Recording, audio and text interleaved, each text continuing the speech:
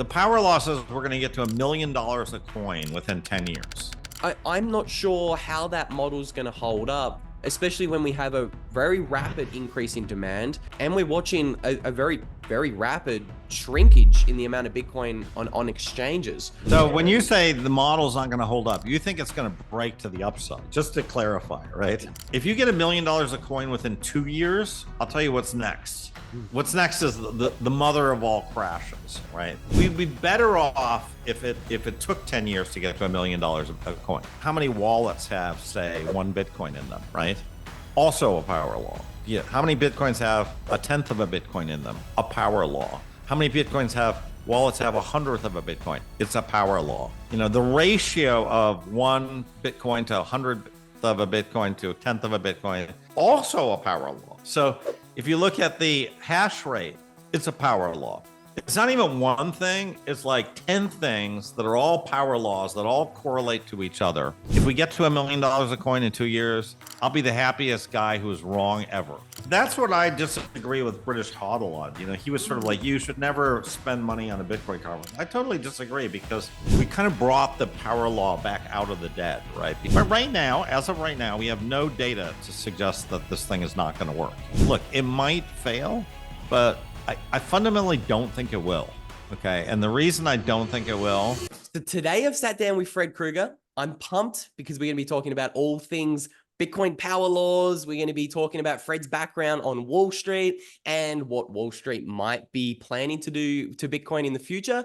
But first, Fred, I want to actually talk about something that I don't see many people ask you in your other interviews, and that is about a fascinating thesis you have about Bitcoin and how the multiplier effect of Bitcoin will actually change as the amount of supply on exchanges dwindles. So let's just open up the can of worms and jump straight into that topic.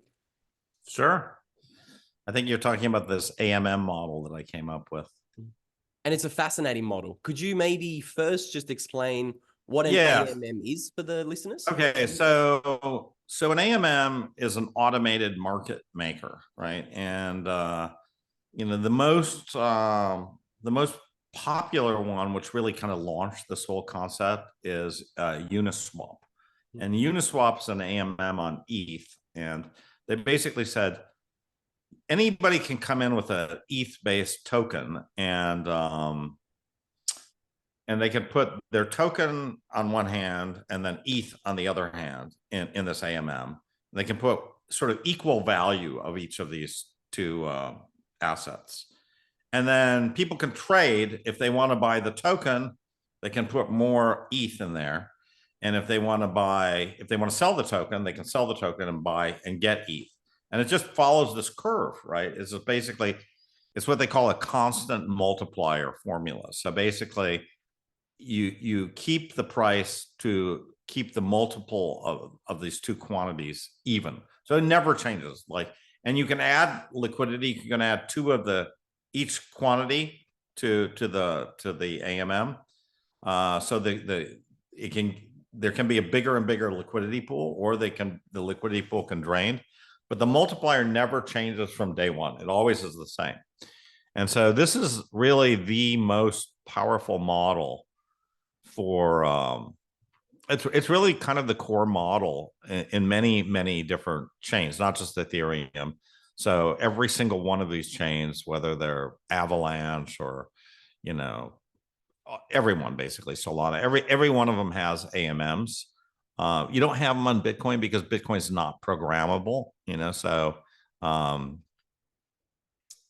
there is, however, AMMs for wrapped Bitcoin against, say, Tether on ETH. So that does exist.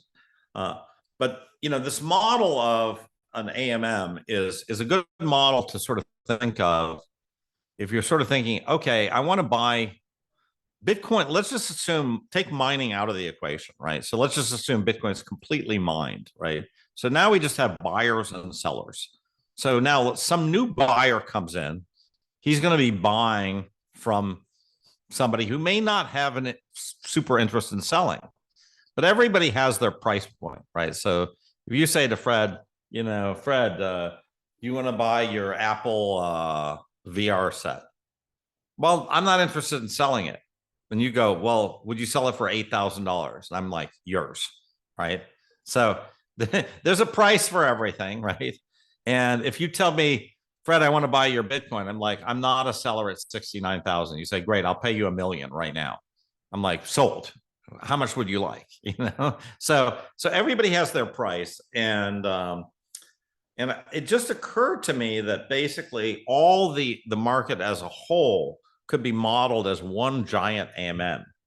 And if you think about it, I think that the Tether market cap is roughly $100 billion. So $100 billion of Tether that's sitting in on exchanges right now. There's also about $100 billion worth of Bitcoin. So, which is kind of interesting that those two numbers are the same. I don't think it's a complete coincidence, by the way, that those two numbers are the same, right? Because most Bitcoin on exchange is going to trade against a stable coin on exchanges, right? So it's not going to trade for fiat, because places like, you know, Binance, they're not really fiat houses. You know, they're really Tether houses, right? So if you're going to sell your Bitcoin, you're going to get a stable coin for your Bitcoin. You're not going to get, you know, cash in your account. So if you think about it that way, it sort of seems to me that you might be able to model all of the exchange activity as one giant AMM. And then we know with an AMM exactly how things move. So we know what happens if somebody says, okay, great, you have $100 billion in the AMM. Okay, I would like $10 billion right now, today. Well, you can just look, and you look on the curve and you see, okay, well, $10 billion out of that's going to move the AMM by some number, right?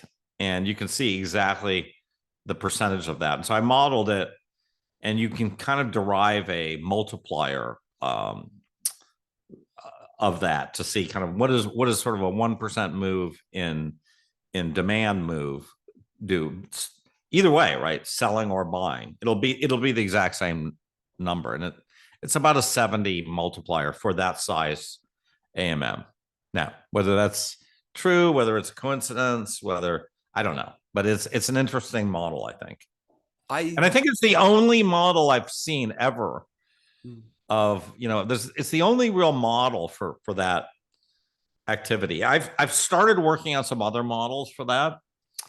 Like, okay, how could you model something where it's just, you have an asset with a finite supply, let's just say 21 million, all mined, and some new force comes in and buys it. How can you model that? Well, one way to model it is to say, let's look at the price at which each of those coins got in at, right? And let's just say some percentage of those will sell if it doubles. You know, some percentage of people will say, oh, you're going to give me twice what I paid? Great, I'll sell you. Maybe it's 20%, right? I'll sell, maybe it's 50%, right? But that's a model. You could sort of model that way. Or you can model it through the AMM, right?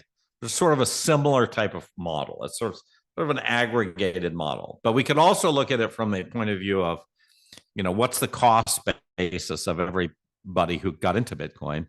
And you could sort of say, given that their cost basis is X, they'll probably have some percentage that'll sell at, you know, 2X or 3X or whatever it is. So you can create certain models, but as far as I know, there's no actual industry standard model for this. Nobody's really thought of this that way. And that's what turned me onto that video and made me watch it 2 or 3 times, because I think it's a fascinating thesis to compare Bitcoin to an AMM. And just for anyone at home who might be thinking, you know, that whole business about an AMM goes over my head, I think the key takeaway that you showed with that amazing graph, which I'm going to put up on the video for the listeners to check out later. But look, I mean, it's sort of part of the thing is, look, if you go, and everybody says this, like, okay, there's only 21 million Bitcoins, right? Well, I could say there's 1% of the world that's using Bitcoin, maybe not even 1% that's really using Bitcoin more than their home currency, right? Like, people have Bitcoin in America, but they got a little bit of Bitcoin. They're much more dollar heavy than they are Bitcoin heavy, right? So what percentage of the world is using mainly Bitcoin right now? I don't know, it's very low, right? It's like under 1% is really mainly using Bitcoin.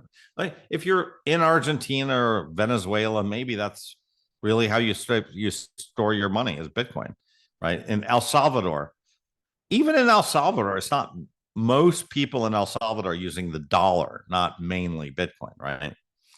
But let's just count the El Salvador guys as they're Bitcoiners, right? Like we're still talking a pretty small country, right? So we don't have a very big percentage of the world that's using Bitcoin. So let's just say it's 1%, or let's say it's 0.5%, right? At some point, we all believe that that number is going to go to 20% or 50% of the world's going to use Bitcoin. So there really is a potential for growth and demand that's 20, 30, 40x. So how does an asset behave if the supply is fixed and you have a 10x increase in demand? Well, that's an interesting question. Like, what is the answer? It goes up, sure, but by how much? Does it double? Does it 10x? Does it 100x? What does it do? So I'm a kind of a quantitative guy. I would like to get an answer to those questions. I would like to have some understanding of if we go from 1% penetration, of Bitcoin and we go to 10%, how does that change the world? Now, one thing I will say is I think that that's much more, without even getting into like numbers, right? I definitely think that the rise of getting from 1% adoption to 10% adoption is going to do much, much more for price than going from, 1% a day to 1% a year of new supply to 0.5% new supply. You see, at the end of the day, we're only mining 0.8% per year of new supply right now after this next happening. It's 0.8 going to 0.4. So it's really small, right? So the supply number it's a fraction of a percent, right, per year of new supply. So yeah, it's going down. It's a tiny sliver getting smaller. But the demand side probably going to 10x, right? So what do you think is going to have more of an impact? A 10x in demand or a reduction in the new supply from 1% to 0.5%? To me, it's very clear that this is a demand thing from here on out. And we should really focus on the demand side because the demand side is likely to be the thing that drives the price of Bitcoin, in my opinion. I agree as well. And I'm also a demand maxi, so to say, if you were to call right, it. Yeah.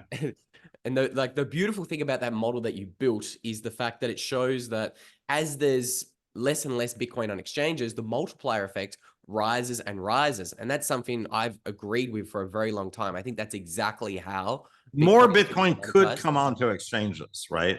Good. So, what we know is that there's 1.7 million Bitcoin on it. It's going down, right? So it's down from like 1.9 to 1.7. It's down a little bit, but we're not below 1 million or anything like that right now, right?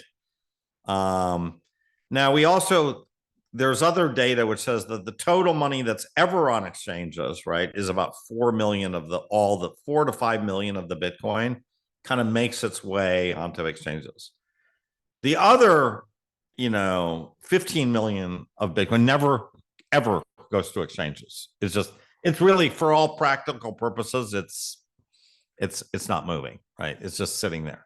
Either it's lost or it's just in Michael Saylor's cold storage. It's not moving. But we have a few million of this stuff that's moving around. And I do think at some point in the next year or two, we're going to get to where, the numbers on exchanges are looking very small. And it might be this year, right? It might be like, oops, we've gone below 1 million. There's only 500,000 on exchanges now. And then I think that psychologically also, even not only just with this multiplier, but psychologically, people are like, wait a second, that's it. That's all there is. Where's my Bitcoin? Where am I going to buy my Bitcoin from? Becomes a So feedback loop. it becomes so it's possible that it becomes kind of a feedback loop, right? I mean, I'm obviously very bullish, but I like to try to quantify things a little bit, and anything that helps me better quantify it, I'm in favor of, right? So I'm we don't have all the answers, and none of this stuff gives you a complete roadmap as to where any of this stuff's going. But I do think that these tools are somewhat useful in terms of framing where the stuff's going. I agree. And speaking of quantifying and the usefulness of models, offline, we were talking a little bit about the Bitcoin power law, and we were talking about some things that concern me about the power law, and we were kind of going back and forth a little bit. So maybe before we get there, let's just talk about why you're such a big advocate of the Bitcoin power law. Right. So, okay. So I heard about this from my friend Stephen Perrinode. So he'd been putting it on his website, his Twitter feed for a couple of years. And I've been a Bitcoiner for a while, quite a while. And, and I've seen this on Stephen's site, and I never really paid much attention to it. And then I started, for whatever reason, I started paying attention to it. And I was like, okay, wait a second, I got to start looking at this stuff in log. And he's like, yeah, do this. This is how and then I was like, oh my, yeah, it clicked, right? And then I put something out, and then this guy Giovanni comes in and says, well, wait, this is my law. I found this thing back in 2014. And I'm like, well, this thing is actually really, really interesting. And I think, and then I think we kind of brought the power law back out of the dead, right? Because Giovanni kind of he first saw it, right? And others saw it too, right? So all these things kind of get seen by multiple people. But for whatever reason, the stock to flow plan B kind of narrative kind of won the attention war in 2019, 2020, right? So everybody was talking about that. Plan B got 3 million followers, and Giovanni got 3 followers, so he kind of gave up in 2019. He's like, well, nobody's paying attention to what I did and stuff. But I actually do think that this power law, coming from a statistical background, I look at the stuff and I'm like, okay, this is clearly the correct mathematical model for this thing. And basically, if you look at this thing and you plot this thing in log terms, you realize that there is a very, very simple and strong correlation between the price of Bitcoin in log space and the time since Genesis, right? So basically, Bitcoin's going up at roughly the 6th power, a little bit less than the 6th power of time. So it's a very fast growing curve. It's not quite exponential, but it's not even, it's much more fast growing than a parabola. It's time to the 6th power. So that's a really fast growing curve. And once you understand that and you start measuring it and you start analyzing the standard deviation of this, you really see that we have a very, very, very good model for how this stuff statistically has performed. And it really is, it's a very good fit statistically. Now you could sort of say, well, it's going to fail. It's going to do, but look, it hasn't failed at all over a very long period of time. It was even tested outside the model because Giovanni kind of gave up on it in 2019, and other people sort of found it stuff, and they continued the plots, and it's gone there. It's been tested every which way. There's lots and lots of different tests that have been made to it. So it's from a purely statistical point of view, it's really compelling. Now, the other thing about it is, if you look at kind of the rate of Bitcoin adoption, meaning how many wallets have, say, 1 Bitcoin in them, right? Also a power law. Yeah. How many Bitcoins have 1/10 of a Bitcoin in them? A power law. How many Bitcoins have wallets have 1/100th of a Bitcoin? It's a power law. the ratio of 1 Bitcoin to 100th of a Bitcoin to 1/10 of a Bitcoin to 10 Bitcoin, also a power law. So if you look at the hash rate, it's a power law. So it's like, it's not even one thing, it's like 10 things that are all power laws that all correlate to each other. And really, you really understand that this thing is really like, it's kind of like a virus or something, it's sort of like, if you look at these mobile phone adoption curves, they're very steady curves, right? And you look at television adoption, radio adoption, these technological they follow these very steady curves, right? And so I think Bitcoin's just in the process of following some kind of S curve like that. At this point, we haven't even begun the S part of it, right? Where it's going to sort of level off. It has to at some point level off.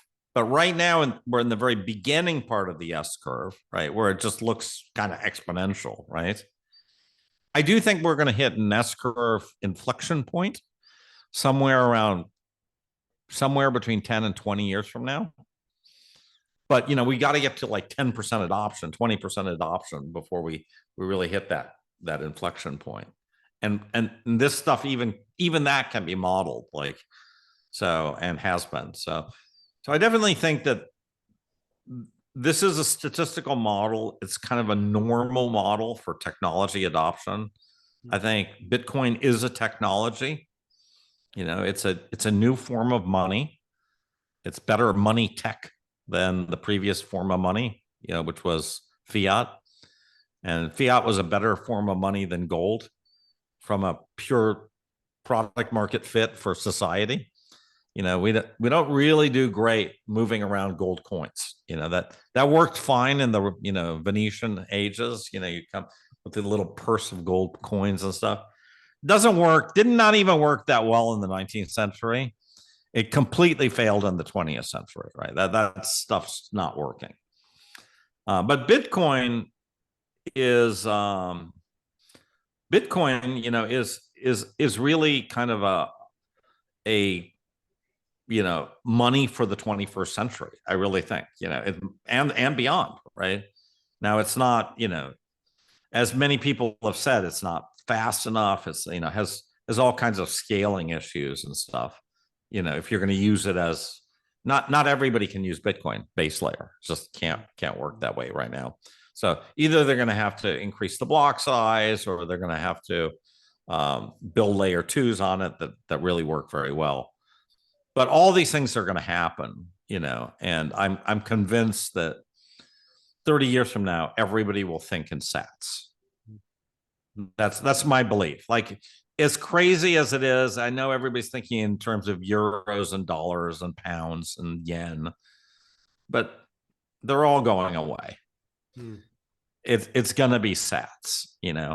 Sats is going to be the unit of account, and that's a kind of it's a pretty big leap of faith, from a thought perspective, to think that we're going to sats. Sats are the standard, Fred. That's I think that sats are the standard. I do think that I think we're going to go in that direction. And I don't think it's digital property. I think it's digital money. I really do think, I think we're going to go this route, and it's going to take another generation, but your kids will they won't even understand what a dollar is. They will not. They'll be like, what was that? I don't understand that. That's just that's a it's sort of like explaining a rotary telephone to people. They just like, I turn this knob, it goes like they can't, it makes no sense, right? What's a fax machine, Dad? I don't get it, and I feel like that's where we're going to be with fiat currency. I feel like, it's one of these things that worked for a while, for a century, it worked, but it won't work forever. And I think Bitcoin's getting the adoption, and it's an amazing opportunity for anybody to kind of get who sees it early enough and who's convinced. Because I think you don't have a lot of these chances in life where you see something and you know and early enough. If you get religion early enough, I think you can do fantastic with this stuff. But I do think, regardless of whether you get religion or not, it's taken off. So it doesn't matter what Fred Kreguer says or Luke says, or doesn't matter. This thing is going to work. Jump on the freight train. I think it's a freight train. I just not, I think it may go down and it go up and then down. I mean, there's lots of bumps. A roller coaster might be a better analogy, but it's a roller coaster that ultimately goes a lot higher. Yep. That's what I think. I couldn't agree more. I think. Yeah. So just look at the price chart of Bitcoin. Very volatile, but it only goes up and to the right. I think that's especially if you look at it in log terms, right? Right. Because I think that if you look at Bitcoin, you look at like the last 5 years, what is my view of Bit? Like most people looking at it and they're looking at the last 5 years, they say, okay, in 2017, it went up 20 times, then it crashed, then it went up, and then it crashed. And now we're back up. That does not feel like up and to the right. You know what I mean? That feels like this thing, we're back to like the crazy times of 2020. Sell, and you really got to look at it on a log space, and then it's like, oh, okay, clearly there's this log. Clearly we're moving up to the right, which you don't see if you're not looking at a log space and you're not zoomed out far enough. So the zooming out part is really good advice, because you have to see a pattern in it. Otherwise your pattern is it's really high sell. That's where your pattern recognition will tell you. And I think that's what a lot of people are looking at it. They're saying, oh my God, we're back to the crazy Sam Bankman-Fried type craziness. This is all going to be bad again. And so, I disagree with that. As do I. I think log chart fixes everything. So Fred, we were just talking about how we think Bitcoin adoption is very low, under 1%. And I 100% agree with you. I think the number of people around the world who use more Bitcoin than their local fiat, it's less than 1%. But I want to entertain you with a thought or a thesis that I have. I've kind of been thinking about Bitcoin as it being like a monetary technology. So I kind of think about, I think the people who are going to make the biggest impact on Bitcoin's adoption curve, or Bitcoin's price, so to say, is the people who hold the lion's share of the wealth. So someone like Michael Saylor buying 1% of the supply, I feel like when he fully adopts Bitcoin, that's having this massive impact on Bitcoin's, quote unquote, monetary adoption curve. And I think that now we have the ETFs coming in. I'm not sure how this is going to accelerate Bitcoin's adoption curve. I just want to ask you, Fred, what are your thoughts on, this kind of idea of Bitcoin being a monetary adoption curve and the big boys with all the wealth kind of accelerating adoption, so to say? Yeah. So what I think is it's not the top 1/100th of 1%. It's actually the top 10%, right? So in the US, this is a fact. The 10% of Americans own 90% of the stocks in America, right? That's and the numbers are similar in Europe. The numbers are similar in in Asia. So there is this 10% that owns stuff, and there's 90% that basically does not own stuff that works for the 10%, right?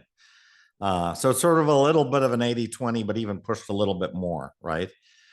Now, having said that, the middle class, the upper middle class is big, right? And the question is, it's not so much if you convince Jeff Bezos to buy Bitcoin, great.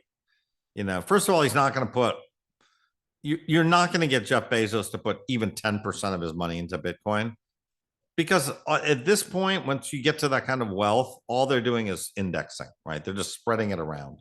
So, you might be getting him to index, 3 to 5% of his money in Bitcoin. But I think it's telling that you haven't had another sailor, right? And it's been 4 years, right, since he came in. So we don't have a lot of these sailors, even though we're at record highs, right? So we don't have these people. I was just on a space, and people were like throwing these examples of people. I said, every single one of the examples you're bringing is 3 years old. Whether it's Bill Miller or the Ricardo guy from Mexico, or, every one of these examples is 3 years. Give me an example that's under 12 months old. And nobody could find an example, right? Like, who's an example of somebody who's super rich, who just discovered Bitcoin, who really just bought in this cycle? Nobody, right? So, like, I think that we're not getting massive traction in that department. Where we're getting massive traction is everyday Americans, who come in and who add a little IBIT to their portfolio. That we're getting massive traction. And everybody thinks of BlackRock, the money of BlackRock. But BlackRock is really just a proxy for the average American investor. Really, that's what BlackRock is. It's not like this big firm that, like Darth Vader of capital, that just, it sounds like it, BlackRock, but it really is just, it's just like Charles Schwab, what I mean? This is the democratization of ownership. And this is everybody, all these, Americans with some savings, and some of them may not even be rich. They just happen to have some savings. And those people are buying Bitcoin now, right? So I think that's where we're seeing all this money come in. It's coming into the investor class, mainstream investor class of America. And it's not really going. So if anything, I'd go the other way, right? I would sort of say we're becoming more democratic, less elitist, much more democratic and accessible than ever before, right? And I think that's where the wealth is, right? Like, I think if you have to go, where's the money? The money is my mother. My mom is she's an aging boomer, right? Got a sizable portfolio. It's managed money. It's at Morgan Stanley. They can't quite deal with Morgan Stanley, for example, doesn't quite deal with Bitcoin, but they can, because it's high net worth, right? So they can waive certain requirements. But my mom is the perfect example of the target. My dad owns Bitcoin, right? So he figured it out on his own. It was tough, but he did it. Before you or after you, did you orange pill your dad, or did he find Bitcoin before? Oh no, you? I mean, I orange pilled him, of course. Nice. Yeah. I mean, I try to orange pill everybody, but like, I've got I'm about a 50% hit rate, I would say. Higher than most. Yeah, I'd say, just because I'm pretty passionate about it, and I've been at it for so long, that eventually people they're like, okay, you must. But I mean, I tried to orange people before this, before the crash of 2020 too. I orange pilled people up on the way up, at the crash, and down, and now, and like, so it's so some of these people are like, okay, Fred, what is it you're gonna? So you're Bitcoin again, you know what I mean? But yeah, I think I've made a pretty good case for people, and a lot of people, but not everybody. It's about 50%, I would say. It's difficult to get them all. That's certainly true. Yeah, and I think part of it is getting them on board, and then the other part is getting them on board in a substantial way. You know what I mean? Like, so I have a friend who, an ex-Wall Street friend, and he runs $1 billion long short hedge fund. The guy's probably got order of magnitude $30 million worth of art in his house. I am. And I'm like, look. He's like, oh, he goes, I'm watching your videos. I'm like, okay. I had dinner with him the other day, and I was like, he goes, I'm watching your videos, and he might watch this. You never know, but like, he goes, I'm watching your videos, and I own some Bitcoin, and I'm like, okay. How much do you own? He goes, yeah, like 100 grand, and I'm like, what? Like, I said, you should be putting 20% of your net worth, including the real estate and the art, into Bitcoin. Like, what are you talking about? Like, you know what I mean? Like, 100 grand. I mean, for some people is great, but like, not for this guy. You know what I mean? For this guy, it's like, that's throwaway money, right? That's like, he absolutely has no, no conviction whatsoever. So, is he orange pilled? Well, he's a little bit, but he doesn't really he doesn't know real conviction about it. This is where the wealth transfer comes into it, because the everyday sat stacking plebs who've been buying Bitcoin over the past 5 years, a lot of them might have more than $100,000 of Bitcoin. That's one full Bitcoin. And that's a sizable amount of Bitcoin. Right. Fred, something that I definitely want to rewind the conversation and talk a little bit more about is the power law, because the listeners will know that I am certainly not a power law maximalist for a few reasons. And we were talking about a couple of those reasons off air. So I wanted to go back there and maybe challenge the power law a little bit. So one of my main concerns is what's going to happen to the power law if we do see this, exponential rise of adoption in the future? Because earlier we were kind of saying, look, Bitcoin adoption is less than 1%. I feel like we're going to get, that next 10% a lot quicker than it took us to get the 1%.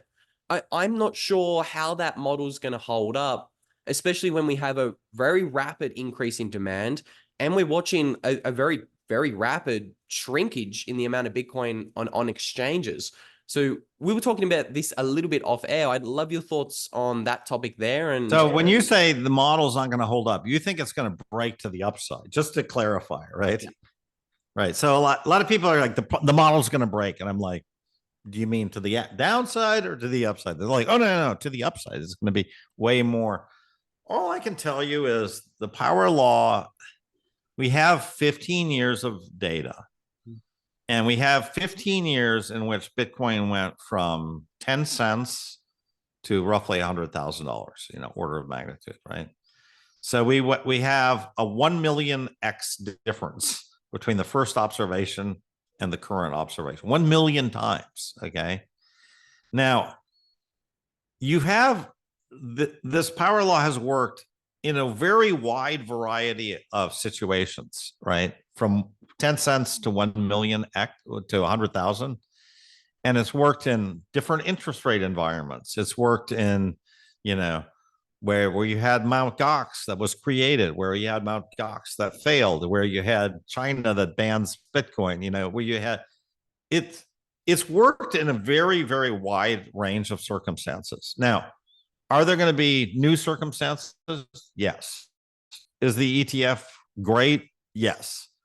But right now, as of right now, we have no data to suggest that this thing is not going to work.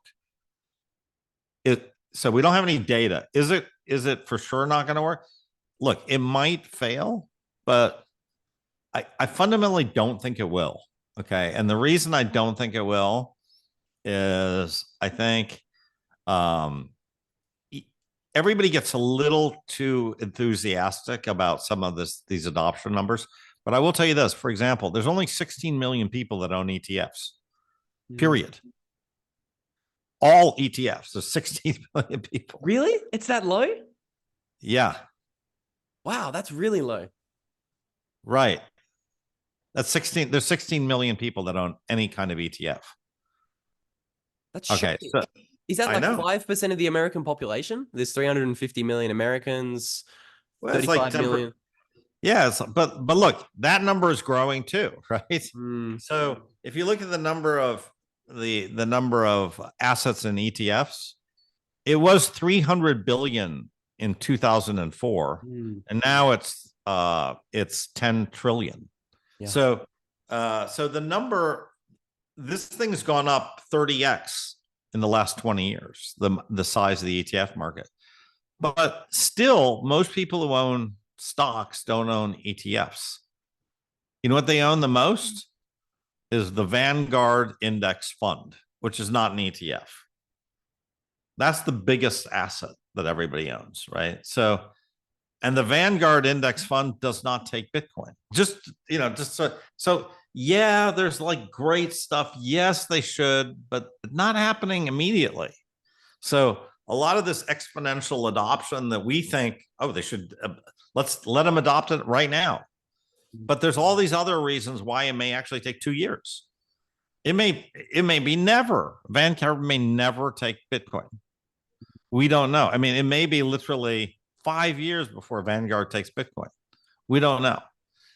So, and it's very unlikely that if you're on Vanguard and all your money's in Vanguard, you're gonna suddenly move all your money out of Vanguard. I don't think it's so. These things are slow moving animals. So as much as I'm excited about it, I actually would take the opposite. I don't think it's going to change. And I think, by the way, I think we don't need it to go any faster, right? This is fast enough. Like this, we don't need it. The power law says we're going to get to $1 million a coin within 10 years. I would actually argue that would be a good pace. If you get $1 million a coin within 2 years, I'll tell you what's next. What's next is the mother of all crashes. Okay. That's what's next. And then federal investigation, laws banning Bitcoin, everything, right? We'd be better off if it took 10 years to get to $1 million a coin. That would be the preferable thing, not for it to happen in 2 years. And I want that. I want slow adoption as well. I think a lot of people. Right. So I think, look, it's not even slow. I mean, $1 million a coin would be like the best performing asset of all times, asset class. This is amazing, right? So I think that's kind of what we're going to get. I think it's fine. It's nothing to sneeze at. And look, as I said sort of before, if we get to $1 million a coin in 2 years, I'm the happiest. I'll be the happiest guy who is wrong ever. Fantastic, but I don't think we're getting there. I don't think you can count on that. And as much as I'm excited about ETFs, I'm excited because I think that means the chance of us getting there is much higher, right? I think the chance of us kind of failing to the downside is low right now. Right. So I always look at the downside. It's like, okay, is Bitcoin going to be lower than 70,000 5 years from now? No, not going to happen. Right. Really not likely to be lower than 70,000 5 years from now. So I think that's why I say right now is a really great risk return point to be in Bitcoin. That's my opinion. I agree.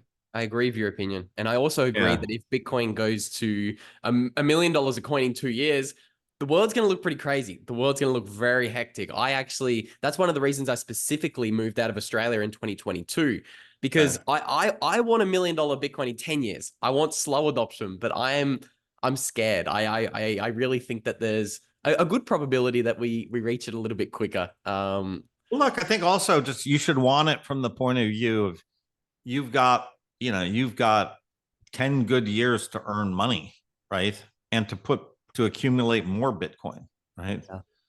Right. So, maybe you'll be buying your Bitcoin at 200,000. So what? If you're buying it at 200,000 on the way up to $1 million, you don't care, right?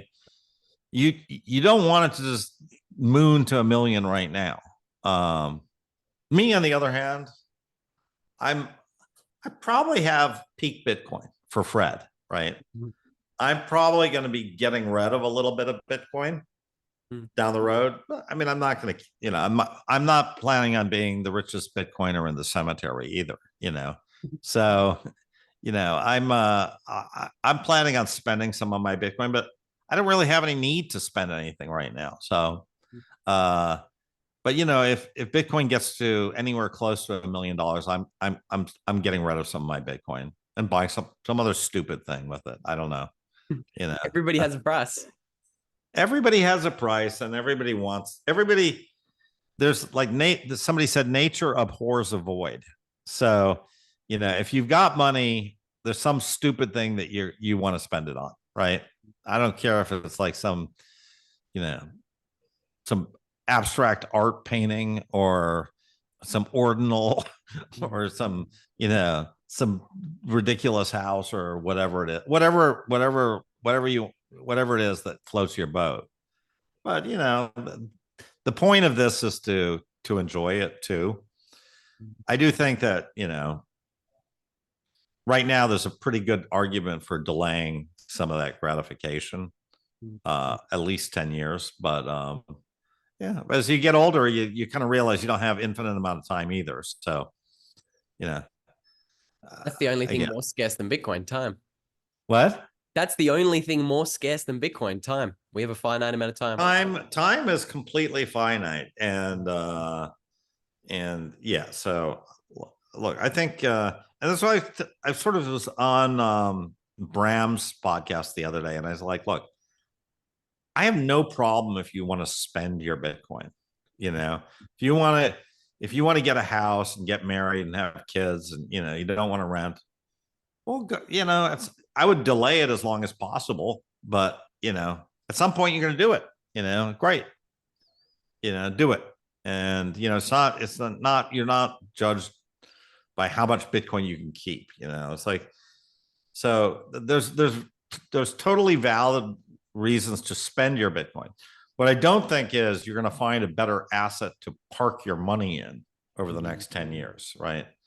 So if you're talking about spending it and then taking it, selling it, and buying gold with it, or buying real estate, I think that's probably a really bad move. Like, but like if you're in El Salvador now, if you wanted to buy a place in El Salvador, maybe not the worst place to buy a place. You can probably get a pretty good place there for a couple $100,000. Not bad. You got your real estate covered. You can live pretty cheap, right? So I don't know. It's not a terrible thing, especially if you're buying it on credit. You're just putting a down payment on. Then what? You don't care. I think Bitcoin is the best savings technology we've ever come across. But I think eventually you want to use that Bitcoin to upgrade your life. I couldn't agree more. And right, and that's why I think also the price of Bitcoin is so important, right? Because people are like, well, Fred, you're thinking in fiat terms. I'm like, no, I'm just thinking, what will my Bitcoin buy me, right? And if I have 10 Bitcoin, today 10 Bitcoin is not going to buy me a house, not in LA, right? Like you will not, or an apartment in New York. 10 Bitcoin will not buy you an apartment in New York, right? But I would guess 10 Bitcoin will buy you a pretty good apartment in New York in 10 years. You know what I mean? I agree. So I think, look, it's sort of like, so the price does matter, right? And, at some point you're going to spend your Bitcoin. So to me, it's just a matter of like calibrating what's this asset that you own worth. That's it. So price is really important, I think. But I'm not planning on selling it, but I do kind of watch it like a maniac, and I talk about it a lot. So I have no problem with that. I think a lot of Bitcoiners certainly watch the price like a maniac. Now, Fred, I want to be respectful of your time. Yeah. And I stumbled across your YouTube channel. Well, I didn't stumble across it yesterday, but I was watching a video of yours yesterday. I've watched many of your videos from very early on when you started in January, but a video that really stood out to me yesterday was one where you were saying, look, why am I doing what am I doing? Why am I making videos every day on Twitter and YouTube? It's very time consuming. I understand just how time consuming it is. It really takes up a lot of your time, but I thought you gave a really nice response in that video about, why we need to really be spreading Bitcoin adoption. So I'd love for you to tell us a little bit more about why you're doing what you're doing on Twitter and YouTube and why 2024. Well, it's an accident is the first answer, right? So why am I doing it? It's sort of accidental because I recorded one video, and that normally when you record a video, nothing happens. Nobody's vaguely interested in what you're doing, right? But I happened to record it, and I got quite a few people interested in what I was doing. And I felt like I had something to say a little bit about this ETF about a month before it launched. And it turns out I was right about my prediction that the ETF would be very successful. A lot of people, a lot of Bitcoiners didn't think it was. Um, and then but that's kind of why I got in, but it's not why I stayed. Why I stayed because I'm enjoying having discussions like this and meeting new people of all different ages. It could be you or it could be Larry Lepard, right? It's having these conversations is what makes you a smarter person. Sitting in your home and just hitting refresh on CoinMarketCap does not make you a person. So to me, it's about access to people and being in the conversation. And that's very valuable. So I would say to anybody who's thinking about it might be a good idea to even do it. Like again, I'm not making any money out of this, and people hit me up every single day on Twitter saying, "Would you consider doing a paid spot?" Like, are you kidding me? Like, what are you? You're joking? I'm not promoting your wallet or whatever on my Twitter. That's not happening. So I'm not looking at this as a business. I'm looking at this as a way to get in the conversation, meet really smart people, and it doesn't have to be that many people. It's just like if I can meet 50 really brilliant people of all ages, that's worth it to me.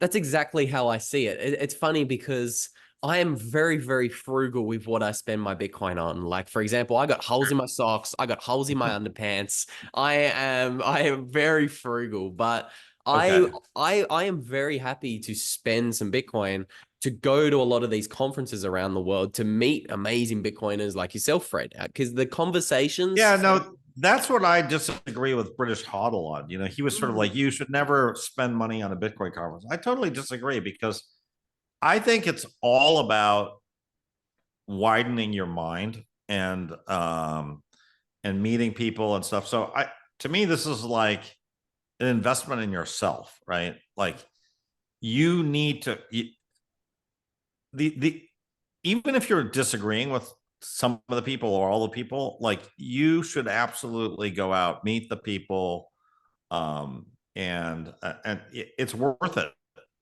It's worth doing because you will get a better perspective of what this world really is. Than if you don't have to, but I do think it's beneficial to do it. And doing it like this virtually also works. Now, most people, they can't break through the barrier to where they're, getting the inbound and, like, like I've reached out to some people now and they've said, yeah, sure, I'll get on video with you. You know what I mean? Like the guys from Bitwise. And I'm like, okay, that'll be really interesting. Like I'd love to hear from Hunter or, Matt, just I'd love to have that dialogue with them just to say, okay, how's this going? How's that going? And, I can listen to their videos, but I can't have that conversation with them, right? To ask my question, to figure out what it is that I want to get out of it. So it's amazing to me. It's just, this is the best part of YouTube and Twitter. To me, it's the best part is participating in it as opposed to just receiving, so I think you got to put out stuff a little bit to get in the conversation. But then if you're in the conversation, you can get a lot out of it. So yeah, I really gotten a lot out of it. And my wife thinks it's a little bit of an addiction. So she's she's like, what? Like what?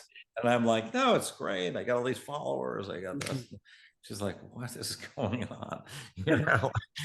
But it is fun. It's not work. It's it doesn't cost me anything. The only thing I've invested in is a microphone. Initially, that's the one thing I would say is get a mic, because I started my first videos, I didn't have a mic and everybody was yelling at me like, buy this man a mic, you know. But yeah, it just takes a lot of your time, you know. So it's hard to do if you have a 9 to 5 job. You know, I don't think I could do this with a 9 to 5 job, but you know, it's kind of this dilettante investor guy. Yeah, I can do it. So you know, it's a blast. I really love it. And I think it's making me a better bit. It's definitely made me money from a point of view of you know, just having more conviction and you know, not exiting things and stuff. So and even certain ideas, trade ideas, like you know, I got into this micro strategy calls. Like I made some money on micro strategy, got out, and these guys were like really bullish on it. So I was like, yeah, I'll just buy some calls. That worked out really well for me. You know, I still have them, but you know, I probably wouldn't have bought it otherwise if you know this Ryan McGinnis guy hadn't been pounding the table so hard on it. He's You brilliant. know, yeah. So you know, look, you know, and I disagree with him a lot on a lot of stuff, but I did, you know, I'm a listener too, you know, so I listen to what people are saying or doing, and so I'm not here just to talk. I'm here to listen, and so I want to hear what and I want to hear as things shift. I want to understand what's the new thing that I'm missing, you know, or something. And you know, so I'm pretty much only interested in Bitcoin, but I am interested in kind of the Bitcoin ecosystem, layer twos. I am interested in ordinals. I think that'll be a big thing at some point. I think art is interesting. I have a bunch of art, and you know, and I think art and Bitcoin is going to be a thing. So I don't think it's a good place for people to put their nest egg, contrary to Raoul Paul, who thinks you should put the majority of your money in fine NFTs. But I don't think it's terrible to buy NFTs or art either. You know, it's you know, it's not bad. Like that Liechtenstein over there, that guy's worth quite a bit of money actually. It's cool. I like that. Yeah, but Very so cool. you know, like, and that's Ed Ruscha up there. It's one of my favorite artists. I have a bunch of his stuff. They okay. Yeah. So yeah, so you know, like, you know, and I think art is, you know, it evolves, right? And actually, I think generative art is really some of the most interesting. My problem with it is a lot of it, almost all of it's happening on Ethereum, which I hate. So yeah, like I'm probably your best bet once the good stuff finally moves to Bitcoin. I'll definitely be you know, once the good stuff moves and Bitcoin goes to a couple 100,000, I'm probably your prime candidate for an art investor on Bitcoin. I will just say that. That's because I love art and I got a lot of Bitcoin, and I just my thing is it's got to be on Bitcoin, otherwise I'm not interested in it. So I think that's a great filter. It's got to be on Bitcoin. Fred, I want to be super respectful of your time. okay, thank you. Yeah, no, thank you for your time. It was an absolute honor. We've been talking for an hour, and in the last couple of minutes of the conversation, we brought up MicroStrategy, ordinals, layer twos. Maybe we can get to all of those topics in depth in another interview. Fred, we're going to cut this one here. Where can the listeners reach out and find you and follow all of the amazing work you're doing, and just ask you a question if they have any questions about the interview? Yeah, so yeah, I'm on Doc Kruger on Twitter, and there's a link to my YouTube on there, so you can see it. I'm Bitcoin Kruger on YouTube. It's all Bitcoin content, so follow me on YouTube. Absolutely, that'd be brilliant, and I do highly recommend everyone check out Fred's YouTube, because daily content, daily Bitcoin content. I love your short takes too, short 5-10 minute videos. So if you enjoyed that interview with Fred Kreguer discussing the Bitcoin power law, you're probably going to love a recent interview we had with Preston Pish, also discussing the Bitcoin power law. We're going to pop a link to that video up on screen right about there. But if you've already seen that one, and if you haven't caught our interview with Samson Mao discussing why Bitcoin could hit $1 million in a matter of days to weeks, you're going to love that interview. We're going to pop a link to that one up on screen somewhere around there. And with all that said, Hope you enjoyed today's interview. Let us know in the comments down below what you thought of it. And we hope you enjoyed the 2 interviews we popped up on screen around there. We'll see you guys in the next video.